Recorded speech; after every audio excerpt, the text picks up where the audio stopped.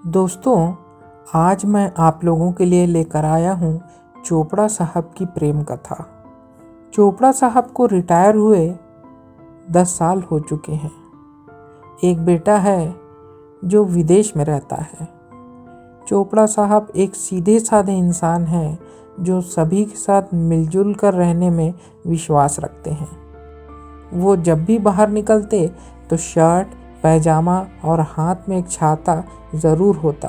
कदकाठी से थोड़े गोल मटोल और बाल चांदी की परत चढ़े हुए हैं। कोई भी उन्हें देखता तो उनमें अपने दादा या नाना की झलक पाता। आज उनकी धर्मपत्नी का जन्मदिन है।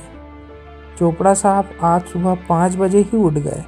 व्यायाम करके नहा धोकर जल्दी से पूजा की, अपना स्कूटर निकाला और चल पड़े बाजार की ओर। उनका स्कूटर मिश्रा मिष्ठान भंडार पर जाकर रुका, जहां से उन्होंने अपनी पत्नी के पसंदीदा पेड़े खरीदे। उसके बाद एक ठेले पर से उन्होंने एक कच्चा नारियल लिया और 2 स्ट्रॉ खरीदे।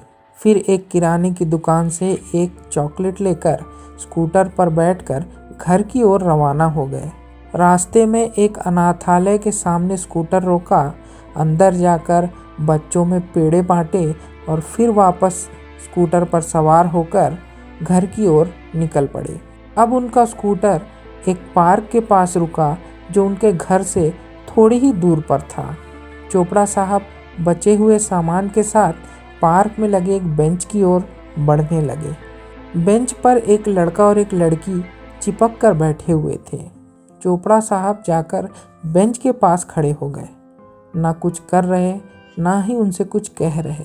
1-2 मिनट बाद लड़का और लड़की थोड़े असहज हुए और उठकर चले गए।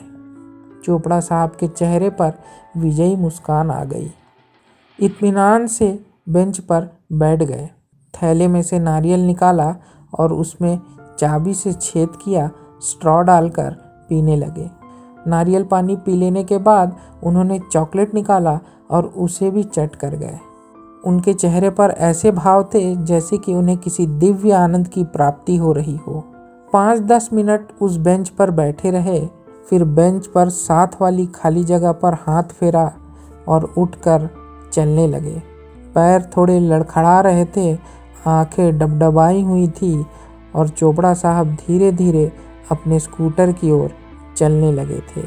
आज मिसेस चोपड़ा को गुजरे 3 महीने हो चुके हैं। उनके गुजरने के ठीक 1 दिन पहले चोपड़ा साहब और मिसेस चोपड़ा उसी बेंच पर बैठे हुए नजर आए थे। धूप तेज हो चली थी।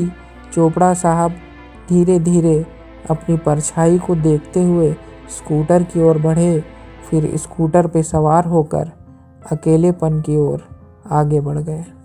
दोस्तों, ये थी आज की लघु कथा चोपड़ा साहब की प्रेम कहानी। अगर आपको पसंद आई हो तो इसे आप अपने दोस्तों के साथ शेयर करें और इस चैनल को सब्सक्राइब करें। दोस्तों, ये कहानी मेरे द्वारा लिखी गई थी।